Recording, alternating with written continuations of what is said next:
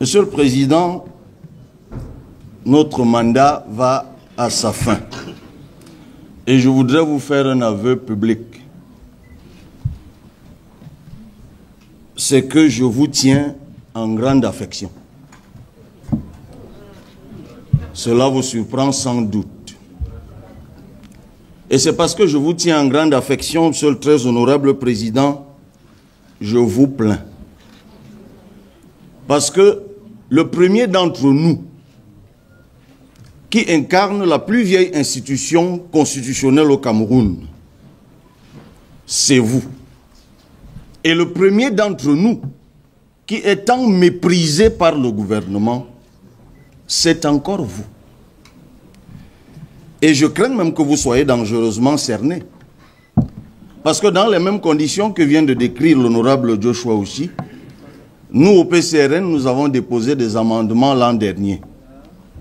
Et d'ailleurs, une bonne partie d'entre eux ont été examinés et même adoptés en commission. Cette année, dans les mêmes conditions, nous avons déposé des amendements et à votre secrétariat et au secrétariat du secrétaire général, ils ont disparu. Ma première question est, dans quel bénétariat d'Ongoekele ils ont été jetés? Avec un peu de chance, nous allons faire emballer nos propres beignets avec. Monsieur le ministre des Finances, quel est au juste l'objectif stratégique du budget du Cameroun en 2025? Quel objectif poursuit un gouvernement qui dit promouvoir un an plus tôt la transformation locale de bois en produits manufacturés par l'institution d'un droit de sortie discriminatoire sur les grumes, mais consacre un an plus tard des abattements conséquents sur les dits droits sur simple présentation d'un certificat de conformité aux normes en matière de lutte contre la déforestation? Où est la cohérence? Le gouvernement s'est engagé à réaliser la SND 30 avec des objectifs clairement affichés. Le scénario de la vision prévoyait un taux de croissance moyen de 6,6% pour la période 2021-2025. Pourtant, vous n'ambitionnez qu'un taux de croissance de 4,1% en 2025. C'est récurrent depuis ces derniers exercices. Alors, la SND est toujours 30, ou alors elle a glissé à 40, 50 ou à jamais. La vérité, monsieur le ministre, est que le PIB par habitant du Cameroun stagne curieusement, tiens, depuis que vous avez des visions. DSE, Planut, Cocan, SND 30. Ce PIB est passé de 1434 $ en 2012 à 1589 $ en 2022. Aucun pays de niveau comparable n'a fait pire. Au Cameroun, la pauvreté s'élargit vers l'extrême pauvreté et une grande partie des salariés et fonctionnaires sont déclassés dans la pauvreté. Monsieur le ministre, avez-vous conscience que vous obligez d'honnêtes gens à survivre par le vol, la fraude et les ruses de tout genre? Vous pensez qu'un cadre de la fonction publique qui a un salaire de moins de 200 000 vit même comment à Yaoundé? À votre avis, un agent de maîtrise ou un ouvrier administratif vit même comment à Douala? Ce citoyen qui tire pourtant le diable par la queue, en tant que 300 milliards sont impunément partis en fumée à la Sonara. Il cherche la construction du réseau de pipeline entre Limbe et Yaoundé via Douala, ainsi que le ressort du compte d'emploi prévisionnel de l'eurobond 2015 de 450 milliards de francs CFA. Oui, cet emprunt qui était rémunéré à un taux de 9,50% et que les Camerounais ont dû rembourser par un autre, l'eurobond de 2021. Ils cherchent les infrastructures de la canne qui sont englouties dans des tonnes de milliards. Les voleurs sont pourtant connus. Mais vous continuez à ponctionner le pouvoir d'achat des pauvres Camerounais pour continuer à enrichir les voleurs. Rappelons qu'entre-temps, l'article 66 de la Constitution sur la déclaration des biens des voleurs n'est pas appliqué.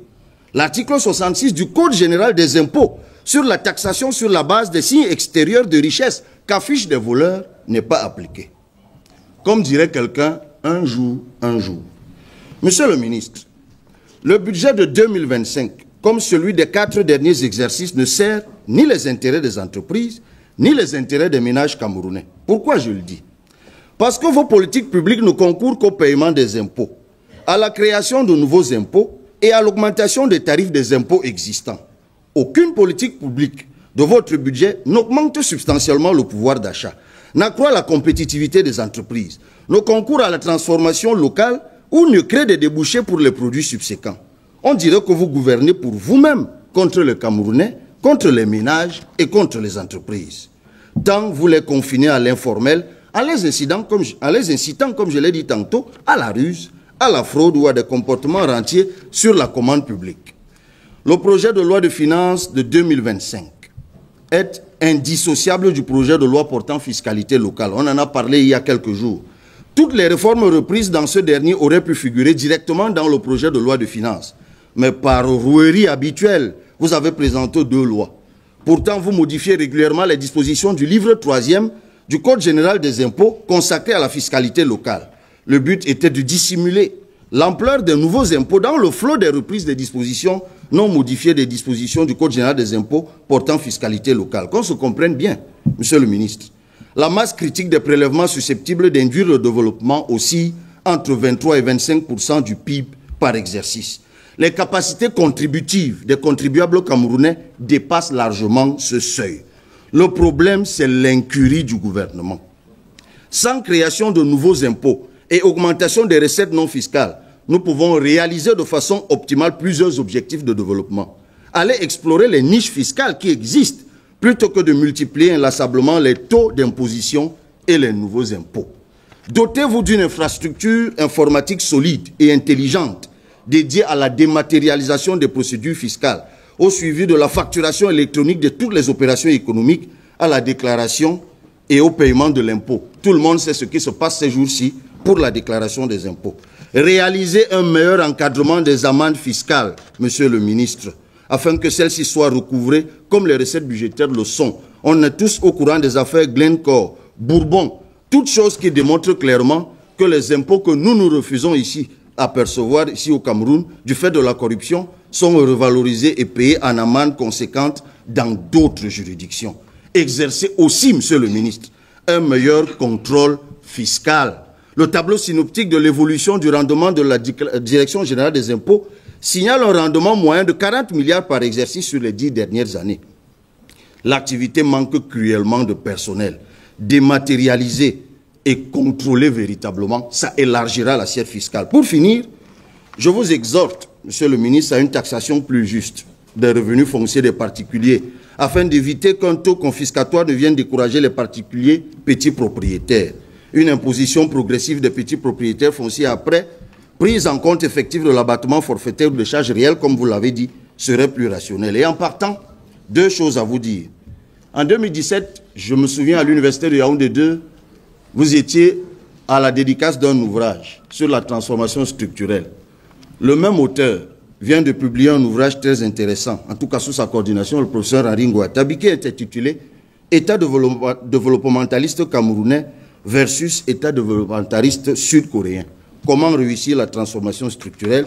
Vous y trouverez des clés. Et je m'en vais donc en vous rappelant le conseil de la dernière fois.